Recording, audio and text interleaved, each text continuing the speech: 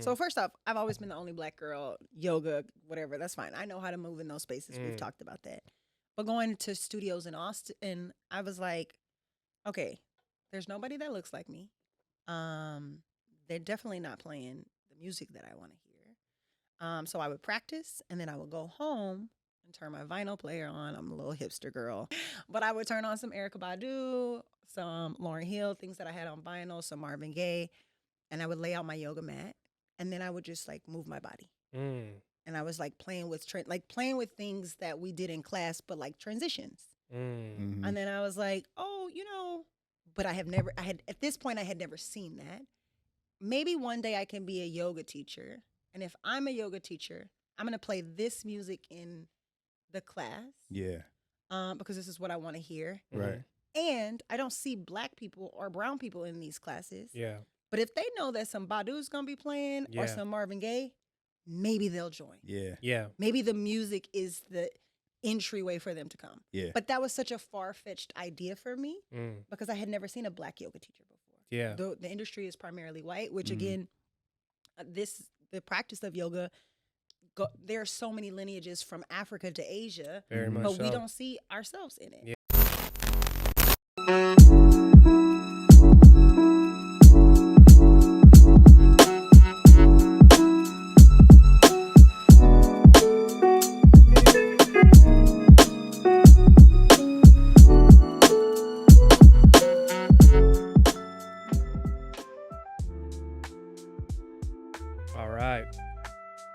All right. Welcome, ladies and gentlemen. You're tuned into the UpNUp podcast on the UpNUp network. I'm your host, Rebel. And I'm DJ Earn. How you doing, brother? I'm good, man. Feeling good. 2026, man. Yeah. We here. First episode of 2026. Yep. Happy New Year. What's the Happy cutoff New for New Year? The Happy New Year greetings. I think it's How many just, days? Nah, I mean, if I don't see nobody till like June, I'm still saying June? like, Happy New Year, bro. You know? I think by February, it is what it is. First time I is see what it him. is. Whenever is the first time I see him. But Anyway, but this is the first episode of 2026, so can we get a round of applause for that real quick? Thank you. For those of you first-time listeners, welcome to the show. This is the UpNUp podcast. Obviously, we're here to continue cultivating culture, right? We do that by providing amazing stories, powerful stories, inspiring stories of all the movers, the shakers, the barrier breakers, right? Yep. I got a lot of ways to describe it, but ultimately is providing that platform for someone to take us through their journey, right? And hopefully those of you listening on the other end are inspired to continue your journey, whatever that journey may be, right? Yep. And obviously you want to give a shout out to the consistent supporters, the viewers, listeners, the family, Yes, sir. near and far, Yes, sir. right? They're all over, right? Yep. Yeah, Yep. man. That kind of mind boggles me sometimes, you know? Yeah. You just never know how much a story can travel. Right. You know what I mean? So I'm feeling good, though. And then shout out to the team, obviously. Yeah. Always. Little thing, they feel some type of way if you don't shout them out. Hey, look at he's honest. But no, I'm feeling good, man. Bringing in the new year. And I'm feeling even better because today is another episode where we get to platform someone who's cultivating the culture, right, in their own unique way. Mm-hmm. Today's guest is definitely someone who I would say has been leading in her own way, right, and also doing it in a way where she's empowering others to become their own leaders, right? Yeah. I think that's the best thing about leading and allowing leading and through your leadership, others become leaders in their own right. You know, she's an educator, entrepreneur, cultural bridge builder, someone who's transforming the wellness landscape by making yoga more accessible to Black and Brown communities. Right. She's the founder and creator of Soulful Flow Yoga, which is merging mindfulness, movement, and soulful music to create healing spaces rooted in cultural authenticity. Yep. Real yoga. Yeah. Right? That's like, sometimes you say a lot of words, you're like, well, what does that mean? It's like, man, that's real. Yeah. It's authentic, right? Yeah. And it's creating a space for people to be their authentic selves, right? From what I'm seeing. But yeah, man, honored to have her in the building. I'm excited to learn more about her journey. Hopefully we leave here feeling even more inspired than we already are, right? Right. So without further ado, let's get straight to it. Our guest is none other and the one and only Jasmine RaShae. Can we get a round of applause? Yeah. Give it up. How you doing? I'm wonderful. Thank you so much for having me. Yes. Thank you for being here. Yeah, thank you for being here. Thank you. Thank you. I always say these episodes are like long overdue, but then right on time. Right? Mhm. Yeah. Right? Yeah. How's the day treating you? Feeling good? So far, so good. Yeah? That's Yeah? Good.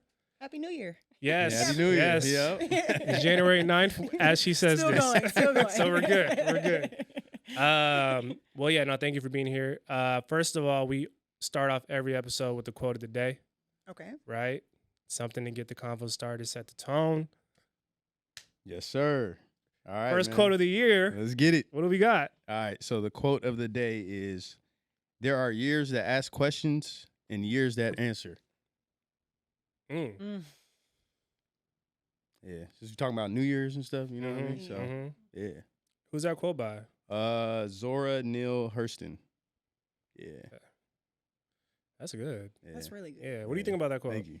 Oh man, I think I just finished a year that answered a lot of questions. Mhm. And this is the year that I'm asking more questions. Ooh, I like that. So that hit a little different today. Yeah, that's fire. That's Yeah. dope. That's Yeah. yeah. I think a lot of us can relate to that Mm-hmm. for sure. Yeah. So Jasmine, we obviously are here to learn more about your journey, right? But before we do that, I always love to start episodes just getting a sense of learning about what kind of season the guests are in. So like when we're talking about seasons, how would you describe the current season you're in right now? Oh, that is so interesting. So I usually choose a word for the year. Okay. No resolutions or anything like that. It's just like, what is the theme? Mm. And this year, my word is intentional. Nice. Last year, my word was trust. And so that took me through a very interesting, a lot of answers Right. of trust myself, trust the process, my purpose, trust God.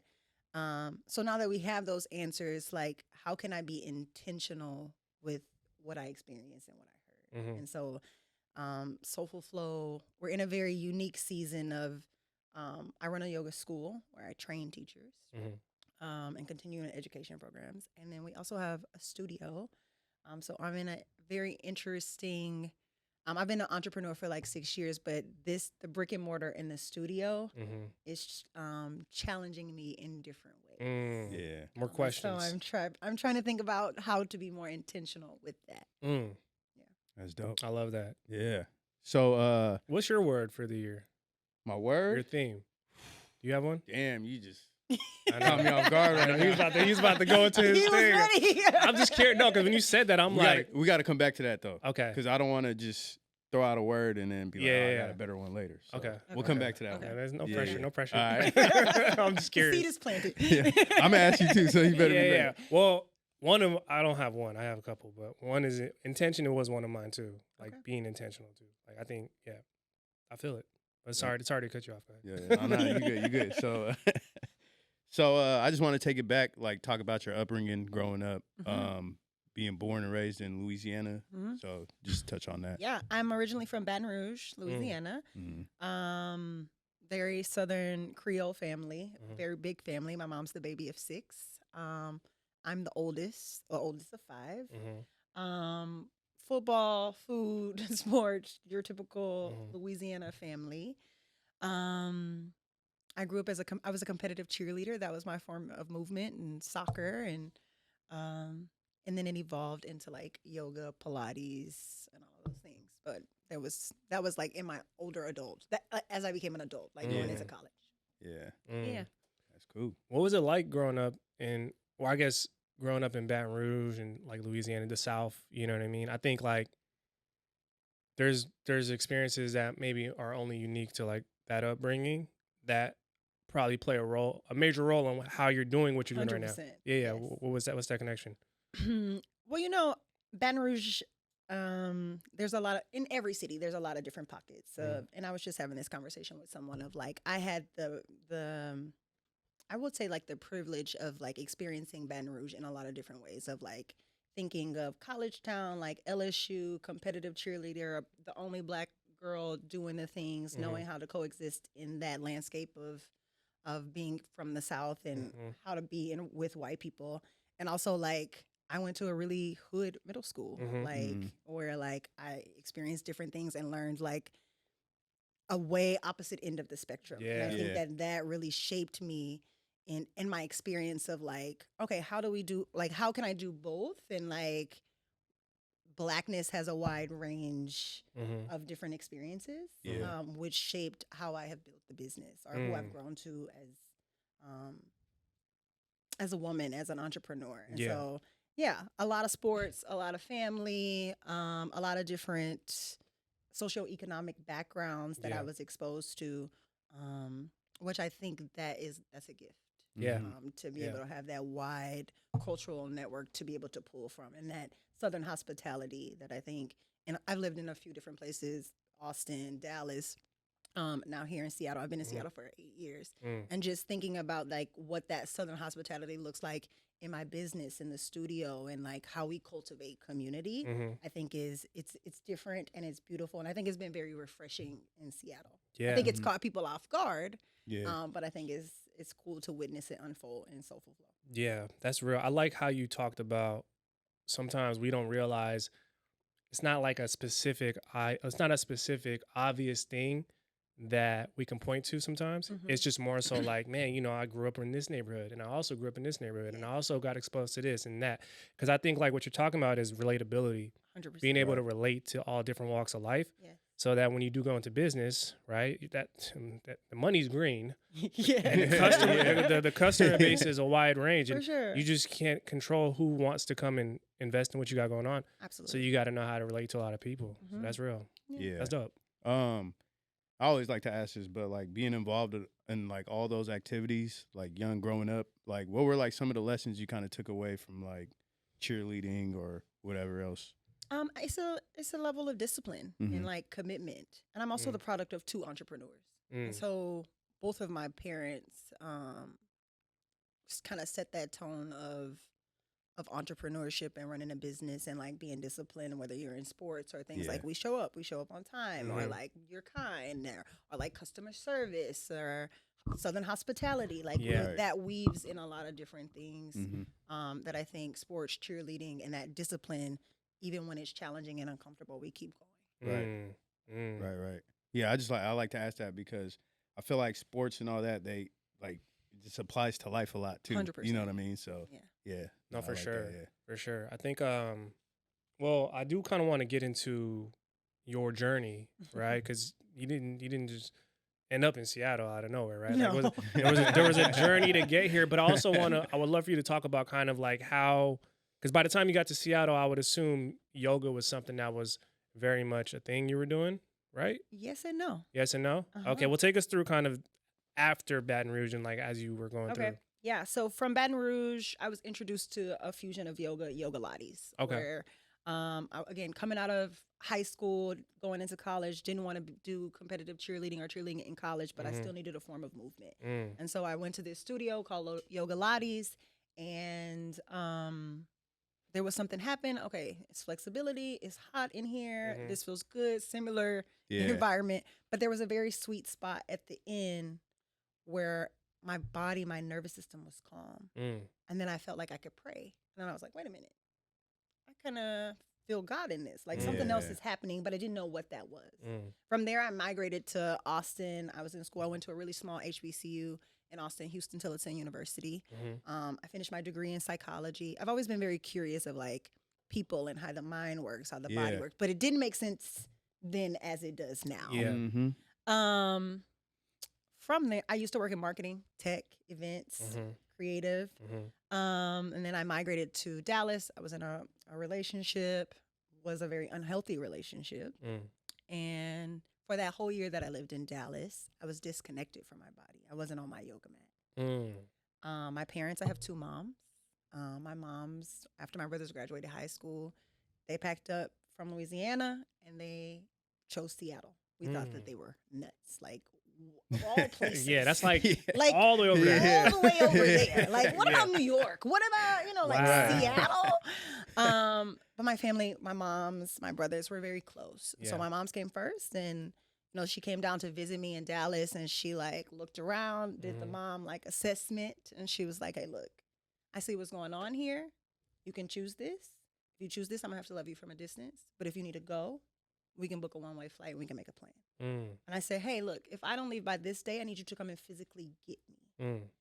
Because I wasn't Jasmine. Yeah. I wasn't myself. Yeah. Because at that point, I had been on my yoga mat for like 5 years. And so a year of not doing that and everything in the relationship. Well, long story short, I booked a one-way flight in 2017 and I came to Seattle. And the first thing that I did was I got on the computer, started Googling, like, first off, where is the black people in this place? Everybody always asks that question. Like, what's going on? Where are the black people? This is not Baton Rouge. This is definitely not Baton Rouge. Yeah. Definitely not Dallas. Yeah. So where are the black people? Like, what do they do? Where they hang out? And I looked for like black yoga teachers, which I had also never seen that, but I was just curious. Like, this is a big metropolitan city. Yeah. Maybe there's something. Yeah. And there was a yoga studio that was around the corner from my parents' house. And I walked to the studio. I didn't have a job at the time.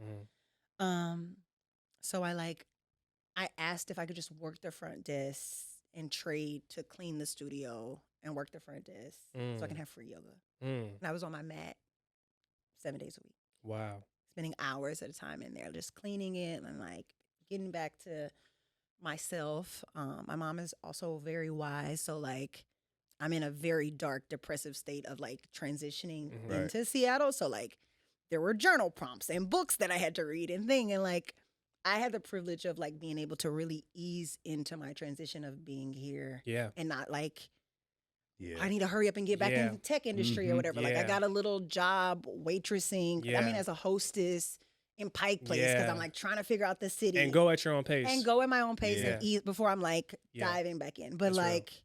Reconnect to your body. What's going on? What happened? Where was the disconnect? So that's how I got here. That's important, though. Yeah. No, I love that you mentioned that, and I love that you gave the details because a lot of times people don't necessarily know why someone just ends up in a city, right? And a lot of times part of the story. we assume, oh, they came here for work. Yeah. And it worked out. No, I did not Great. want to be it's here. Like, you know what I mean? And I think that's powerful though, because I think what I'm getting from this obviously is that the through line is like yoga was always what you needed. It was always the anchor. Yeah, it was always the anchor. And sometimes, sometimes we, not to say we have to, but sometimes when we do step away, that is what reveals it for us. 100%. You know what I mean? You got to go without to know why you need something sometimes. So it sounds like. Yeah, that's real. Yeah, I like that. Yeah. Pretty much piggybacking off of what you're saying, it's like sometimes we get caught up in that, like, oh, we got to go right now, and then it's like just taking a step back, you kind of see everything, So I like the fact you brought that up. But I also do want to talk about how, like, what sparked the idea for Soulful Flow. So I used to, going back to like living in Austin. So first off, I've always been the only black girl, yoga, whatever, that's fine. I know how to move in those spaces. We've talked about that. But going to studios in Austin, I was like, okay, there's nobody that looks like me. They're definitely not playing the music that I want to hear. So I would practice, and then I would go home and turn my vinyl player on. I'm a little hipster girl. This is like 2013, before it's like the thing to have records and vinyls. But I would turn on some Erykah Badu, some Lauryn Hill, things that I had on vinyl, some Marvin Gaye, and I would lay out my yoga mat. And then I would just like move my body. And I was like playing with playing with things that we did in class, but like transitions. And then I was like, oh, but at this point I had never seen that. Maybe one day I can be a yoga teacher. And if I'm a yoga teacher, I'm going to play this music in the class. Yeah. Because this is what I want to hear. Right. And I don't see black people or brown people in these classes. Yeah.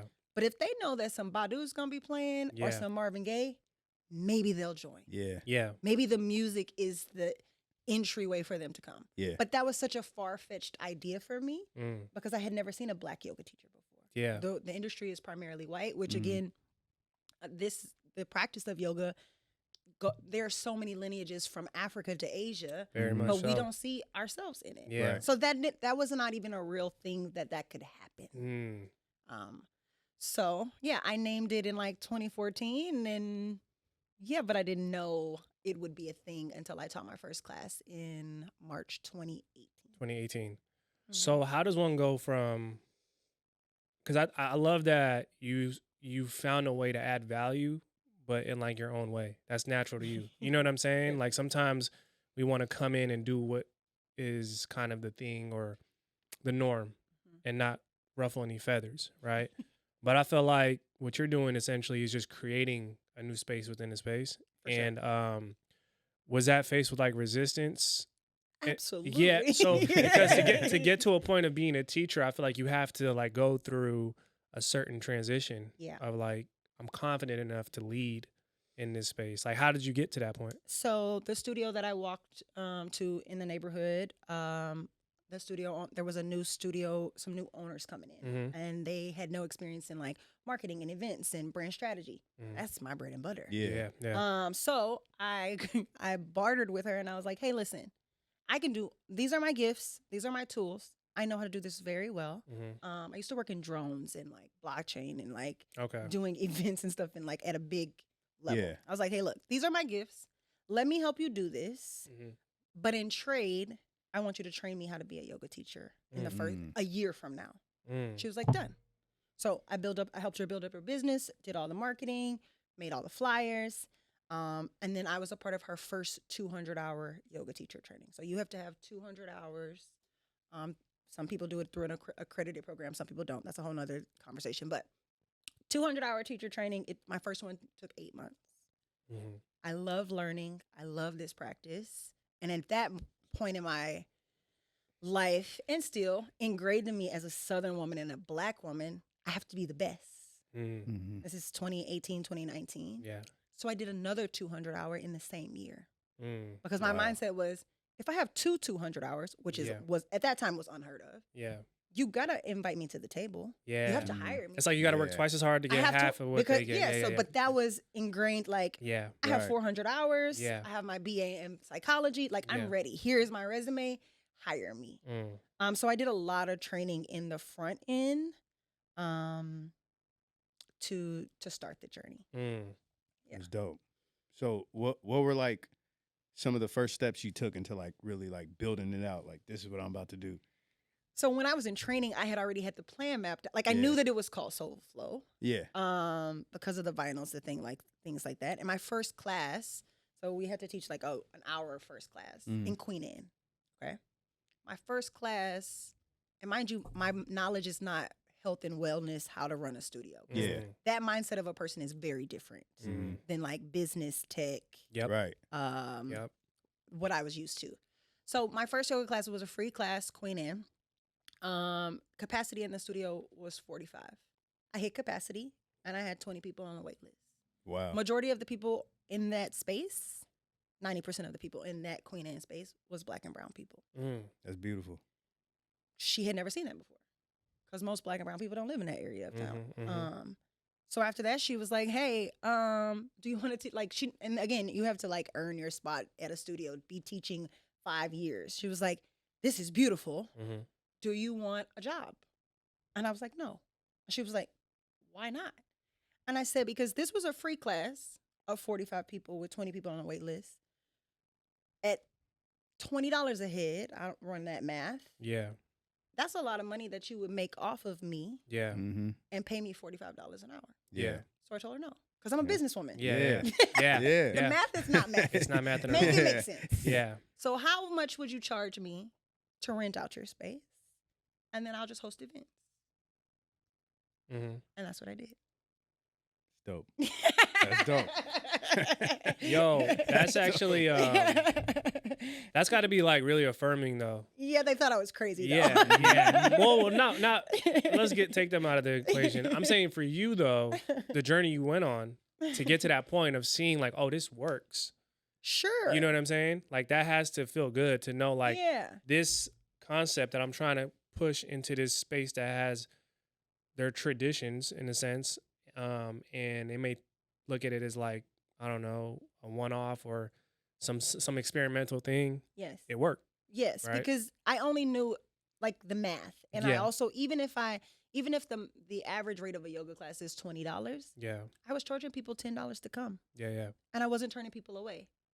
So then like there's this accessibility thing that started to happen. Yeah.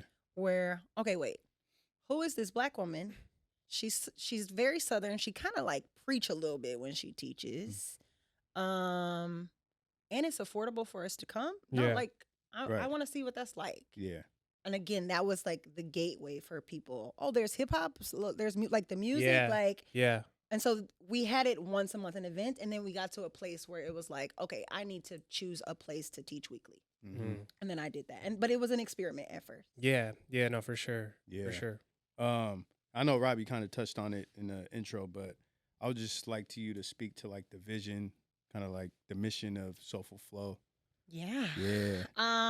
So I always say this and like remember my why, or like why did I start this? Right. And my original mission and vision was I wanted to see more Black and brown people on the mat. Like Soulful Flow Yoga is an inclusive practice, Right. but I have a particular vision on Black and brown people. Mm-hmm. Okay, so that was the original mission, and then it has evolved.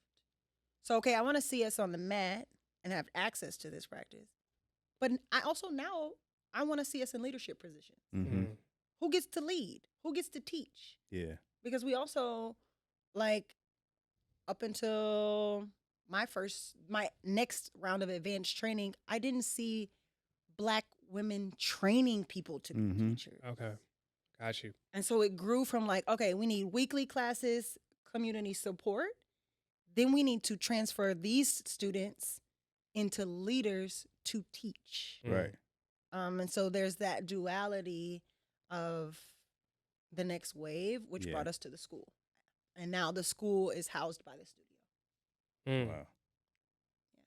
And we have teachers from New York to San Diego to Spain. Like Soulful Flow it's grown to a global hybrid studio. And now we have a brick and mortar, but like because of things like COVID and being able to pivot online, we have teachers all over the world, literally. Yeah. And that's dope to me. Yeah. I'm actually curious too, like when it comes to, I guess, having, obviously, I don't know how many cohorts you've had over the years. 5? Okay. Well, 5 200-hour, yes. Okay. So like, how do you differentiate like maybe how in this cohort I did well, but then in this one, there's some things I could improve on. Like as a teacher, how do you still stay a student is what I'm asking. That's really good. Yeah, curious. So my first 2 cohorts, I was in partnership with a studio. And then we had a yoga breakup, we had a divorce, and then I went 100% Soulful Flow Yoga in my last 3. Okay.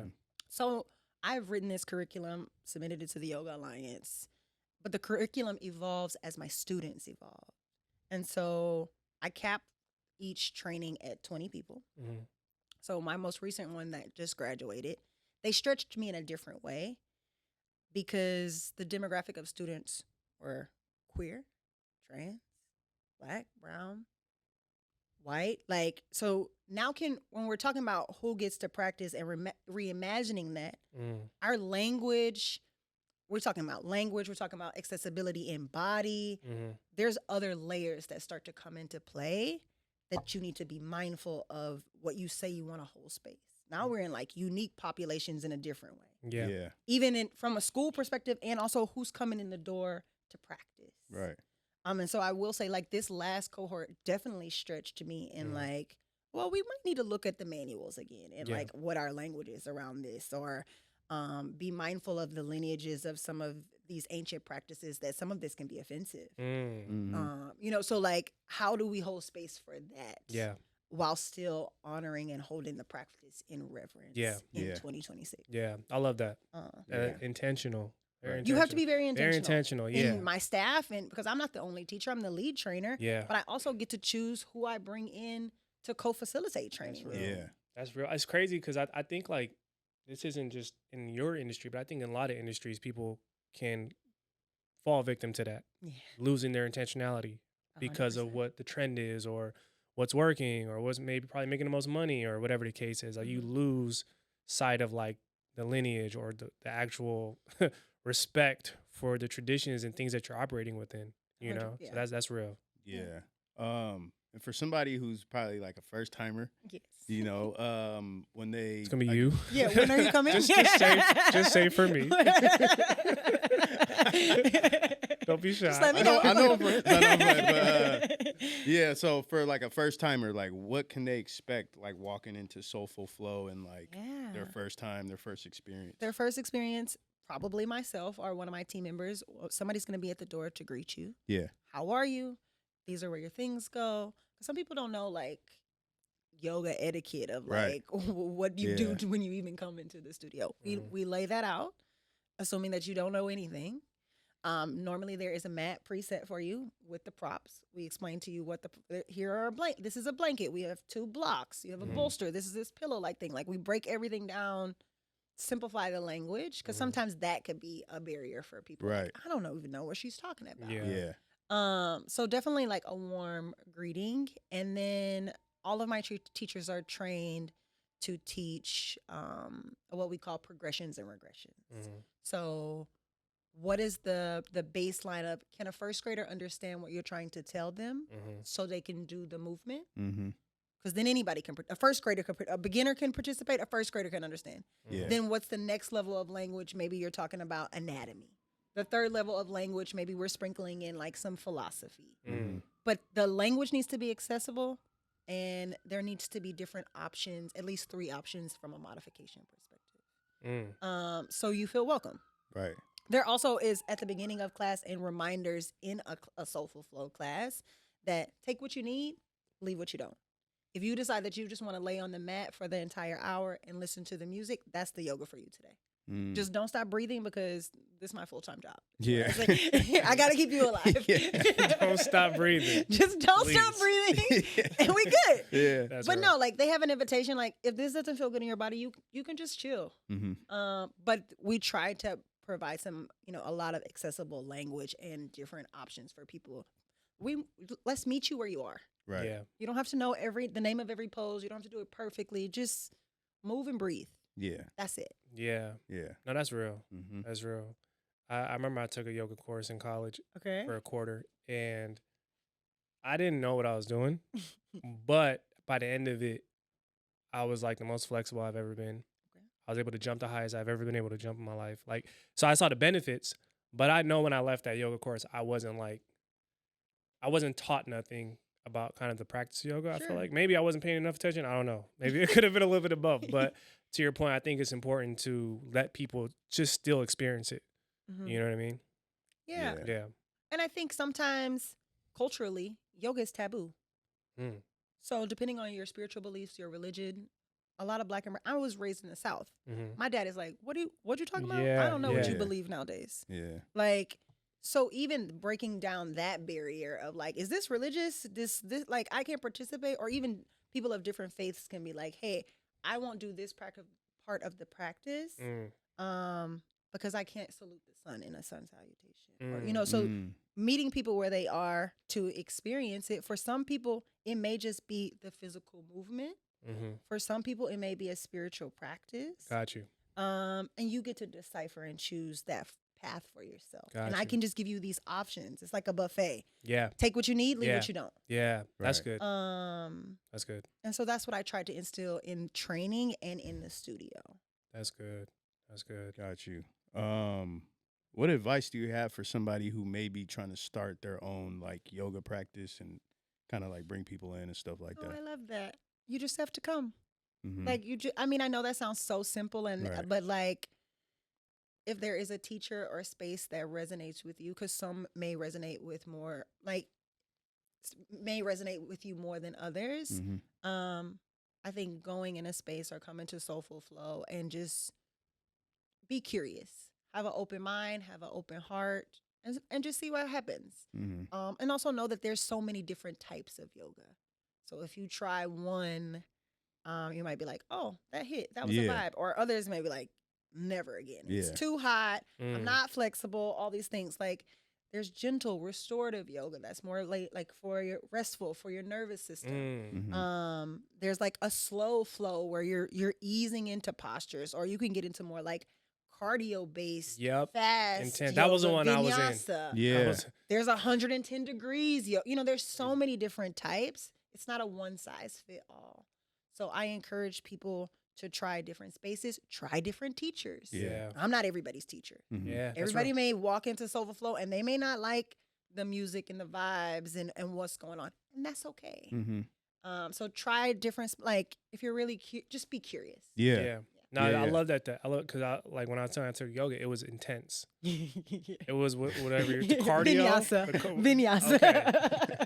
Vinyasa. You just said cardio. Yeah. No. I was sweating by the end of every single session. So and I've also seen more of kind of like I guess more relaxed yoga. For sure. So I know there's a difference for sure. Yeah, it's not a one size fit all. Yeah. Yeah. No, I'm glad you brought that up because somebody who doesn't know, like you said, could probably go over there and be like, "What?" You know, because they're probably thinking there's only one yoga. For You know sure. what I Yeah. mean? So yeah, There's a lot of. I think a lot of things are just information barriers.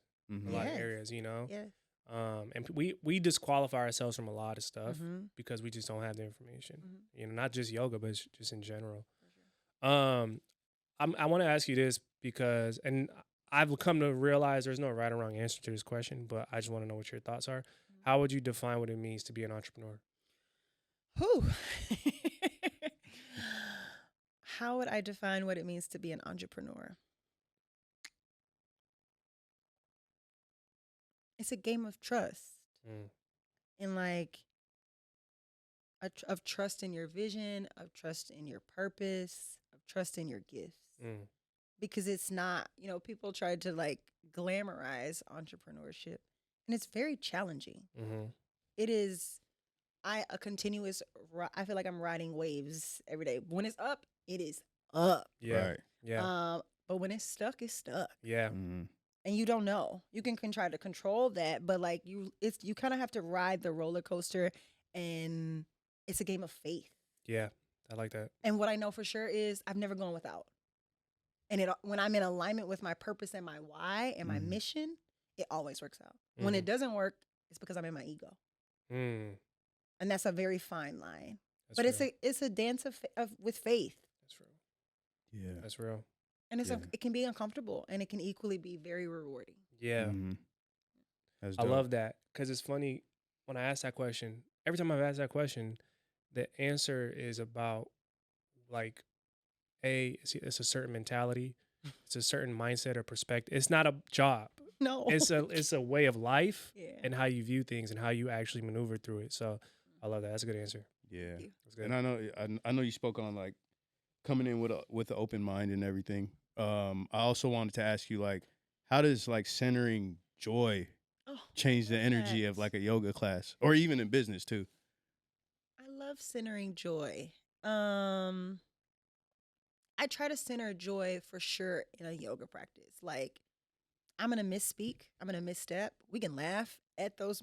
Also, because I'm an intuitive teacher. Mm-hmm. I've never planned a yoga class in my life. So that's a whole nother conversation of like, I'm literally letting my soul flow as I teach. And so Right. like sometimes it worked out in my brain, but it didn't compute. And so sometimes I'm going to mess up. Mm-hmm. And so can there be joy and laughter? I encourage my students, like, you can sing along, you can dance, because that's also culturally like what we do. Yeah. Right? Mhm. Music and movement. Like this is okay Yeah. to whatever makes you feel good in your body. Right. And I think that openness of come as you are creates a lot of joy in Right. the space and in the Soulful Flow community. Right. Let alone walking in a space and you see people that look like you Yeah. and different body types. Mhm. Yeah. Because that's rare in general in this industry, let alone in a yoga class. Mhm. Yeah. So that creates and sparks joy normally automatically. Right. Yeah. Yeah, that's dope. Yeah. I just brought that up because like I just noticed like sometimes in life we like we only do some things when we're like down. You know what I mean? But sometimes it's like we still got to do those things when we're like in a good place. You know? So it's Yeah. like I just feel like just centering joy. I don't know. I just thought about joy and stuff like that. That's- So yeah, I was just that's like, nice. you know, You gotta be intentional Yeah. about it. For sure. Yeah. Like even as a teacher and a trainer and a studio owner now, I have to be intentional about my practice and finding the joy in it. Mhm. I was having that conversation today. Like I can't be so bogged down in the work and entrepreneurship that I forget why I do this. yeah, Yep. yep, exactly. I told somebody today, like, I miss yoga. Yeah. What do you mean? You own a studio. You have a school. Like, no, I have to carve out those pockets intentionally for myself to remember why I started this. Otherwise, we're doing this in vain. Yeah. I think that's a very relatable thing across a lot of spectrums. Just like, even I was talking to my homie earlier today. He's a creative, and it was just like he was just talking about all the bureaucratic shit he got to go through, and I'm like, yeah, so you can create. And it's like, but it's like sometimes that consumes so much 100% of your time, but you gotta find joy in it to understand this is what's gonna allow you to like do the thing you enjoy too. But it's tough. It's tough, but you have to be intentional about finding joy in that as well if you can, because it's gonna lead you to the real joy. Yes, my mom often says that to me, like, "Hey, sometimes you have to do this so we can get to that." Yeah, and like it. Sometimes it's going to be uncomfortable to do that. Yeah, it's a marriage. It is a marriage. You can't really have this unless without you do this. Without this. You know, so you can't just separate the two. That's real. And then I also want to ask, like, as your like business grows and you scale it and stuff like that, like, how do you protect like the soul of the brand? Ooh, I see what you did there. You see that? That's very nice. Kind of wordsmith over here. That's a very layered answer, but to be as concise as possible, I have 4 core values for myself. Well, rewind, Pat. Before that, we know what the why is, the vision. We want to see more Soulful Flow as an inclusive practice. We want to see everybody on the mat, but we particularly have a lens on the Black and brown community. So if I'm off brand here, we have a problem. Because I'm in partnership with Lululemon. I've done things for Amazon and Nordstrom, the Seahawks, et cetera, et cetera. Does this align with, do they know where we stand here? Yeah. Right. Okay, first and foremost. Right. Second, are we reimagining who gets to lead? Because I'm not the only Black yoga teacher in Seattle or in the world. So how am I using my brand and my business to uplift other Black and brown teachers? Because if I have a pizza, because I love pizza, I never say the pie. If I have a pizza, everybody can get a slice. Okay, great. So those 2 things, we know the mission, the why. Yeah. That is how we keep the anchor. That's first and foremost. Second, I have 4 core values to stay in alignment. I need integrity. Are we moving with integrity? Personally and professionally. Transparent communication. Am I being transparent with my team? This is where we are. This is what we're working with. And whoever I'm working with, is that what's happening? Am I being transparent with my students? So integrity, transparent communication, love. Are we doing this because we genuinely love this? Are we taking care and loving on our own body as we hold space for ourselves and others? And what's the last one? Support. I can't do this by myself. Yeah.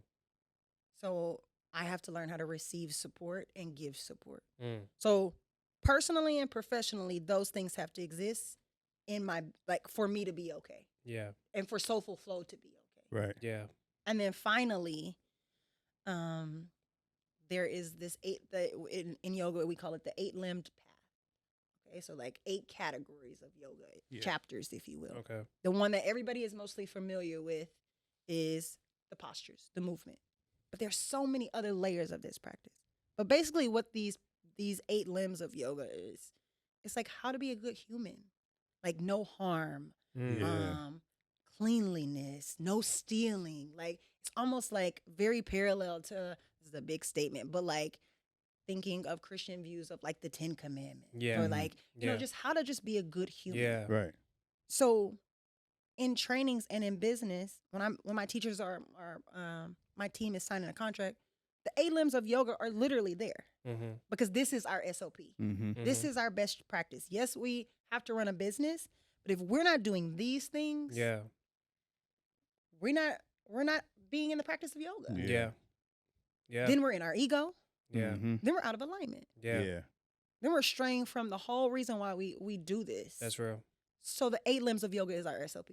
That's the foundational thing of teaching yoga. So all of those things need to be in play for us to be successful. If it's not, we need to run it back and we're out of alignment. We're out of alignment. Yeah. And that's a continuous checkpoint. Yeah. And my team knows that. Like, what's best practice? What's the SOP? Yeah. And if we're not, go back to the drawing board. Yeah. Yep. That's a big answer, but that's the real No, that's answer. a great answer. That is a great that's answer. real though. It's dialed in and it's clear. Yeah. There's clarity in there. So Definitely. I think especially like in business, I just think like transparency is important. It's very important. It's like, let's just put it out there. This is what it is, right? It's just like, and I don't see why someone wouldn't want to work with you. Yeah. It sounds like you know exactly how you want to do things, and okay, that actually helps us make a decision versus like you say you're going to do something, and then when we sign a contract, you're doing something totally different. Yeah, you know what I mean? Let's keep it a stack. Yeah. Let's call a spade a spade. Yeah. And also I think with my team or with students or people in business, it builds what I call trust reps. Got you. Reps of trust. Mm-hmm. And if you know what you're working with, then we all good. Yeah. That is trust rep. That's how we build rapport. So the community knows what they're going to get and vice versa. Even when we talk about language and what's going to happen at the class, like somebody better greet you. The candles better be lit. Like there is a way that we move consistently. Got you. I love that. Yeah. I think it's interesting because I think it's like, even within branding, I guess, like there's an identity aspect to it. Yeah. Yeah, you know what I mean? Like, what is your identity? Like, we could all be doing the same thing, but what is your identity? What is yours? What is mine? What is his? You know? And I think that's what it is. Build your identity. For sure. Yeah, that's I'm very particular about those things. Yeah. Because my background is in marketing and brand strategy. Yep. How can we create an experience for people? Yeah. So every color, every font, everything means a thing when it comes to Soulful Flow. The colors we use are shades of Black and brown people. The bronzes and the golds, and a lot of people don't know that like yoga comes from like there's lineages from Africa to Asia. All of those things look like the decor or like my tattoos of like merging those worlds. Like everything is very intentional. Yeah. And we're creating that experience for people. Yeah. Reclaiming it. Yeah. 100%. Reclaiming it. Absolutely. Yeah. We got to talk about it, man. We got to talk about it because people don't know that. Yeah, for sure. And that's what I mean. I think like you got to get them in the space. Yeah. And then you're able to educate. Because people will always ask me, wait, you said from the many lineages from Africa to Asia. Yeah. Let's talk about it. Yeah, no. That's real. I did want to ask you this question. As someone who works hard, right? High achieving, professional entrepreneur. What does self-care look like for you, and how do you practice that if you do? Because I know some people don't. No, it's important. It's very important. So I usually have sacred Sundays. I do not work. I do not work on a Sunday. So my friend, unless it's like a baby shower, a birthday, somebody's wedding, emergency, then I'm coming out. Yeah. But other than like, if you see me out on a Sunday, that's a very rare occurrence. Got you. Because I need that reset, recharge time. Yeah. Got you. So definitely Sundays. And I'm also a color-coded calendar person. So like purple is people. I can only have so much purple in a week. Oh, wow. Okay. Blue is for me. So every day there needs to be something blue on the calendar. Normally for me, that is movement. I like to lift weights, Pilates, yoga. Yeah. Normally that happens at the top of my day. So something blue at the top, and at the bottom of the day, it could be something small, like a chapter of a book, a bath. I love taking a bath. So something small at the top and at the bottom. Got it. We got to have something blue. Got it. And so being very intentional with my calendar, because it can get full very quickly. Yeah. Intention. Yeah. Intention. I think that's self-care has to be intentional. Yes. Because a lot of people I've talked to a lot of people and they're like, I need to do a better job of that. And I'm trying. And it's like, yeah, well, nobody's going to do it for you. And I know I fall victim to it a lot, just like waiting for a dire situation to say, okay, oh shit, I need to chill. Yeah, no. And it's like, it shouldn't be that. I schedule it like a meeting on my calendar. Yeah, that's or real. some parts it says do not book. I can override that, but then I'm gonna feel that later if I do. Got you. We're not gonna miss a meeting or appointment with a client, so why would I miss a meeting or an appointment with myself? Yeah. Like, no, this is on the calendar. I can't. We can do it another day. Yeah. I'm also learning to not overthink it. right? I'm also learning to just like not have to make it a thing, but just make sure you're making time for something, even if it's small, right? Because a lot of times people think self-care is like, I got to take a trip or, you know, I got to do something extravagant. It's like, nah, it doesn't really got to be all that. Yeah. Oh, go ahead. No.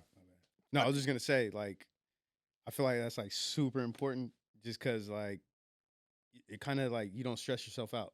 Yeah. You know what I mean? Yeah. Like, you know me, bro. I be carrying a little whatever. I'll write laundry on there. And I'm like, this is the only thing I got to do today. You know? And it's like, that's cool. And then tomorrow we'll worry about tomorrow, you know? So, yeah, I didn't mean to cut you off. No, you're good. Yeah. Like a pocket. I tell my students and myself, it's like you can carve out a pocket of time to pause for yourself. Yeah. A pocket of time to breathe. Like that could be 10 minutes. That could be a minute for you to take 3 deep breaths for yourself. Yeah. Sometimes that's all it takes. It's really. It doesn't have to be, I'm going to the spa or whatever. It's just like you need a pocket of time in your day that is for you. Right. Or something that you are choosing for yourself. So I try to be very disciplined and diligent about that. Gotcha. Sometimes are better than others. I'm not a master at it, but there needs to be something blue in the day. Yeah. I'm also curious. Do you have like certain songs or certain artists that like I have to play every time I do a session? Ooh, every single time? Like, you know what I'm saying? I was like, I'm not gonna control the playlist, but like y'all better throw this in there. Most of the time. Most of the time. Most of the time. Oh, that's very tough. Most of the time there is some variation of Cleo Soul. Okay. Oh, she's dope. I love Cleo Soul. She's dope. There's always going to be like some instrumentals, like binary beats, because I try to play with sound a little bit. Like there's parts of the practice that's quiet, because when in your day do you have absolute quiet? Right. You're right. Yeah. So when we start practice, it's usually very quiet, and I cue them to like notice the sounds, notice the scent, notice the textures, like activate your senses for a moment, because that is just like calming your nervous system. So normally we start with silence and stuff, and then we ease into like some form of instrumental. Got you. And then the music comes, but it's like a dance. I'm low key a DJ. Are you? I was gonna ask that. I guess that's where. I guess that's Shout where. out to Ish, but you know, I'm not.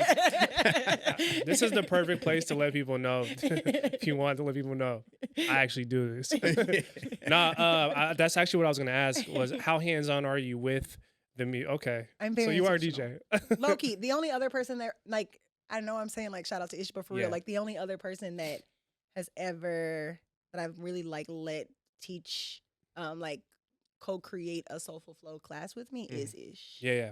Because he understands the vibe of like where we're going and like the bridge of a yoga class to do that. Yeah. But I'm very intentional and hands-on. Like Spotify has all these, and just music in general has all these new tools of like mixing and stuff. But I would literally be like hand on one ear, making sure the transitions of the songs like work. And also Soulful Flow began because the postures were curated with the music. Yeah. So if the theme is like love, like I need to be cueing love when Whitney Houston says like you give good love, and like the posture makes sense to do that. So like that curation of posture and movement, when it really hits and I take my time, that also sets a different experience for the class. That's art. Yeah. It's very much art. Literally. Wow. Yeah. So like you just be watching like when I do that I'm like, ooh. I hit that transition. Ooh, that was good. when the cue and the posture hit at the same time, then there's a little pause like, yeah, I did that one. I ain't gonna lie, that's a great idea for some content. Like I would definitely love watching music and just, you know, the transition. I don't know. Maybe it's an idea I'm just throwing out there. That'd be fire. Go ahead. Oh yeah. I just want to ask, like, what has like Soulful Flow, being an entrepreneur, like what has it given back to you? What has it given back to me?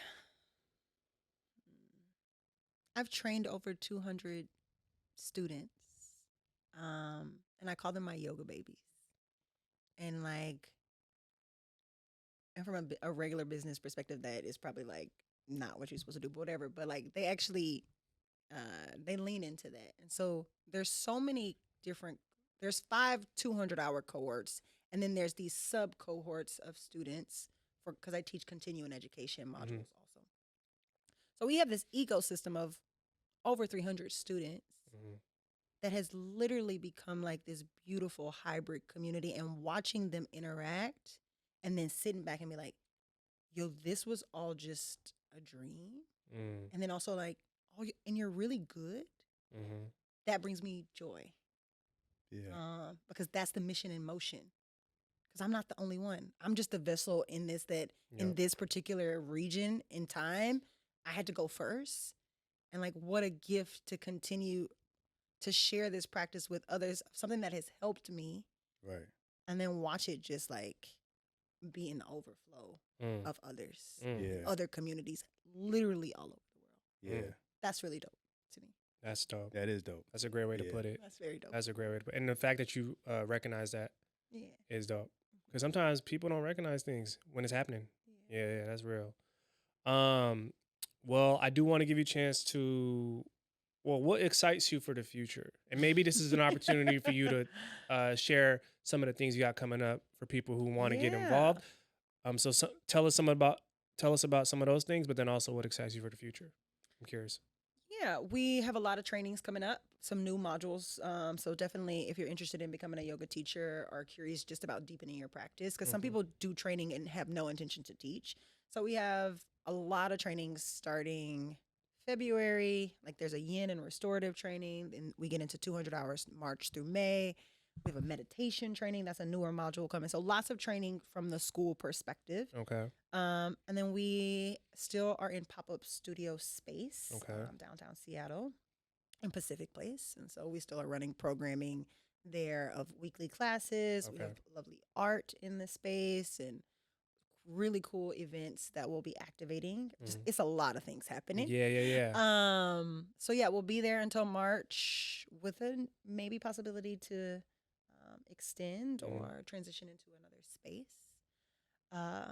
So in this current season, I'm really like praying and meditating on what does the next variation of Soulful Flow look like, because I have my Lululemon. I have a Lululemon residency where we get to offer free yoga classes to the community. Like we've done a lot of things that were like on the big list. Yeah.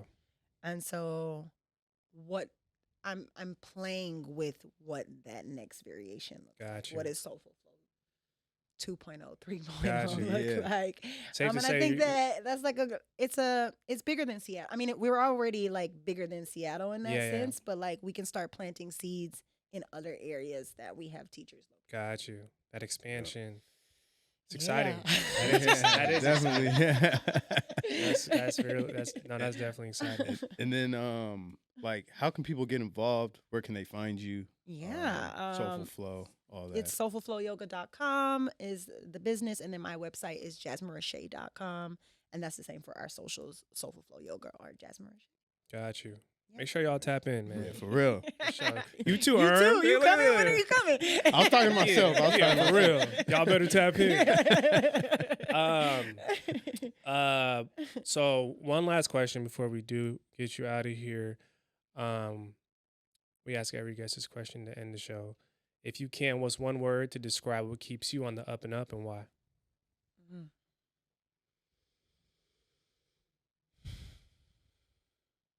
Faith. I like that. Why faith? That is like that inner knowing that like Maktub, like it is written. Like I just have to be in alignment and one step at a time, one day at a time, and that is like a walk in faith. Yeah. To keep going. Yeah. I love that. Love it. That's real. That's real. This is well, first of all, thank you for being here. Thank you so much for having me. I always say it's long overdue because man, it's just like a lot of times we witness each other and we see what people are doing, and it's like I'm grateful that we do have a platform to be able to like find a way to like take what you've done and the story you have and like be able to get that out. So for those listening on the other end, man, I hope. I'm almost certain this was one of those for sure to inspire, you know. But yeah, any closing remarks? Anybody want to? I learned a lot, bro. Yeah, I'll be honest. I can't wait for you to be on the mat. Closing remarks or something you want to like put out for those listening on the other end as we go into this new year. Some encouraging words. I don't know. Anybody want to give something? Just keep at it, bro. Honestly, you know, don't give up. That's Be curious. Have an open heart, open mind. Yeah, that's good. That's good. I would say, be present. Be present. You know, we're like so focused on like new year. Let's get moving. Before you know it, 2027 is going to be here. So I know 2025 flew by for me personally. So yeah, for those listening and watching, man, just be present. Doesn't mean be stuck, all right? Doesn't mean don't work. Doesn't mean don't be productive, but just be present. Yeah. But yeah, man. Just to add to mine. Yeah, go ahead. I just want to say for everybody, everything's going to be all right. That's real. Yeah. I'm actually going to put Kendrick Lamar's instrumental, right? As you said that now. That's going to be dope. No, for real talk. But no, Jasmine, thank you for being here. Thank you so much for having me. Super excited. I'm sure we'll reconnect again. I don't know, maybe we can do something at your studio. Please do. We'll come on over. Yeah. That'd be dope. Yeah, for real. Yeah. I don't know. Video would be. I don't know. Man. I don't know. But no, definitely, man. Thank you. We wish you much success moving forward with everything you got going on. And with that being said, I think it's safe to say Jasmine RaShae is officially a member of the UpNUp. Can we get a round of applause? Give it up. Give it up. Yeah. And that's a wrap. Thank you. To continue supporting the podcast and the entire UpNUp movement, be sure to rate, review, like, and subscribe. As well as follow us at _ the UpNUp on all social media platforms to stay connected with everything the UpNUp has coming your way. Thanks for listening, and until the next one, keep it on the UpNUp.